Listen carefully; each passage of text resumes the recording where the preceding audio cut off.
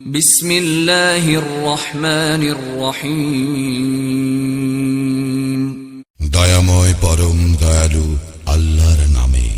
আলহামদুলিল্লাহি রাব্বিল আলামিন। সকল প্রশংসা জগৎ সমূহের প্রতিপালক আল্লাহরই। আর রহমানির রহিম। যিনি দয়াময় পরম দয়ালু। মালিক ইয়াউমিদ্দিন। কর্মফল দিবসের মালিক। ইয়্যাকা না'বুদু ওয়া ইয়্যাকা নাস্তাঈন।